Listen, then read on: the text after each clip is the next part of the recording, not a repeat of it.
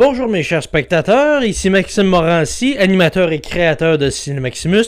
Aujourd'hui on a une vidéo un peu moins scriptée, complètement improvisée à la dernière minute. Je me suis dit, je pourrais travailler sur les Loser Awards, mais j'ai le temps en masse de tout me filmer, puis tout finaliser ça d'ici à la fin octobre. Alors à la place, on va parler d'un autre sujet qui me passionne côté cinéma, le personnage de Batman. Il y a eu un événement en fin de semaine dernière, le DC Fandom, où la compagnie DC Comics parle de toutes leurs prochaines bandes dessinées, ainsi que de leurs prochains cartoons, séries télé et de leurs films en développement pour leurs personnages qui me passionnent énormément.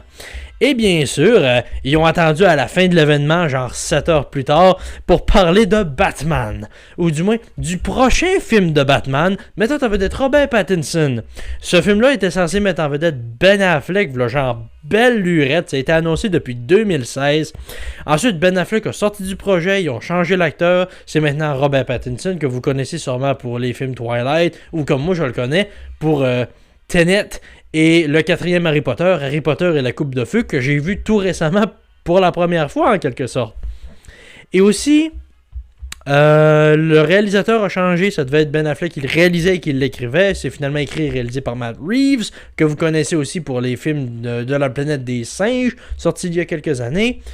Ils ont sorti une bande-annonce il y a plus d'un an maintenant, je crois que c'était au mois d'août l'année dernière. Elle était pas tant bonne que ça, ils n'avaient pas filmé grand-chose à cause de la pandémie, puis ça a pas mal... Ça paraissait parce qu'ils ont vraiment pas montré grand-chose. Un peu littéralement parce que ce qu'ils ont montré était presque pas visible à cause que c'était mal éclairé. Mais... il n'y avait pas beaucoup de dialogue, c'était très violent même de ce qu'on a vu côté scène d'action, c'est ça que les gens se souviennent de la première bande-annonce. Et j'ai trouvé que l'ajout d'une tonne de Nirvana était très discutable pour un projet de Batman. Ça me rappelle un peu trop ce qu'on a eu dans les années 90 avec les Batman de Joel Schumacher où hey, on va mettre une tonne de Seal ou de U2 ou des Goo Goo Dolls parce que pourquoi pas. Mais on a une nouvelle bande-annonce et celle-là, elle est fantastique. Ça me donne tellement hâte de le voir, là. Sérieux, j'ai très hâte de voir plusieurs films présentement au cinéma. Mec, j'ai eu le temps, j'adorerais ça. Comme ça va juste allonger ma vidéo de fin d'année où je parle de tous les films. J'ai pas eu le temps de discuter en vidéo.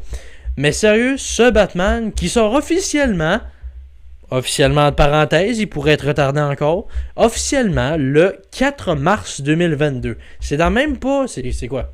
C'est genre novembre, décembre, janvier, février, mars. C'est dans même pas 6 mois. J'ai vraiment hâte. J'ai fucking hâte même.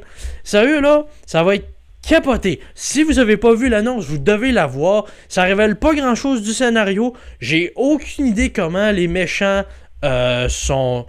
possiblement s'entremêlent dans le film parce que supposément le méchant principal c'est le Riddler. Ça, je suis très content de ça. Tu sais, on a eu une version au cinéma avec Jim Carrey dans Batman Forever en 95, mais c'était un peu n'importe quoi, tu sais. Il y avait même un moment où genre il lance une bombe avec la musique thème du baseball aux États-Unis. En explosant la Batcave. C'était un peu n'importe quoi. Fait qu'on a une version sérieuse du Riddler au cinéma, un des meilleurs méchants de Batman. Je suis très content de ça. Joué par un acteur que je connais pas beaucoup, Paul Dano. Mais on verra. Supposément, c'est un bon acteur. On l'a pas vu du tout dans l'annonce. Ben, on l'a vu, mais on y a pas vu à la face, personnellement. J'apprécie qu'il garde dans l'ombre. On sait comme pas trop il a l'air de quoi en fait. Côté autre méchant, on a Zoe Kravitz qui joue Catwoman aussi, qu'on a vu un petit peu plus dans la bande-annonce avec différentes perruques, je crois, pour essayer de camoufler son identité. Je veux dire, c'est Catwoman, c'est pas mal la même chose d'un film à l'autre, peu importe la version. C'est un bon personnage, mais j'ai hâte de voir ce que Zoe Kravitz peut amener à celle-ci. Mais sérieux, un qui s'est démarqué vraiment côté méchant, c'est Colin Farrell dans le rôle du pingouin. Le gars est méconnaissable de par sa voix, de par son look aussi. Sérieux, je vais mettre une comparaison genre ici et ici de ce à quoi Colin Farrell a l'air dans la vraie vie et ce à quoi son pingouin ressemble dans le film. C'est incroyable la transformation qu'ils ont faite. Le film est même pas sorti puis j'ai déjà hâte qu'il soit nominé aux Oscars pour le meilleur maquillage. Un peu à l'image du Batman de 89 pour celui de Jack Nicholson. J'apprécie aussi qu'on ait une version plus fidèle des BD pour le pingouin. Ça, j'aime vraiment ça. Tu sais, j'ai rien contre Danny DeVito, mais sa version du pingouin dans Batman Returns en 92, c'était un peu poussé loin, je dirais. C'était plus un circus freak qu'un gangster, en quelque sorte. J'avais moins aimé ça un peu. Mais parlons de Batman, sérieux, il a l'air badass dans le film. Robert Pattinson a l'air génial. J'aime sa voix qu'il a pour Batman. J'aime aussi la nouvelle Batmobile, que ça ressemble juste à un char sport absolument indestructible. Parlant d'indestructible, genre Robert Pattinson se fait tirer genre 17 fois par des guns dans la bande-annonce, puis il bouge à peine, là. C'est genre, il est bulletproof. C'est genre, son costume est par balle. Hey, tosse-toi Christian Bale, qui est pas capable de manger une balle dans son costume. Dans la trilogie Dark Knight, c'est genre, wow!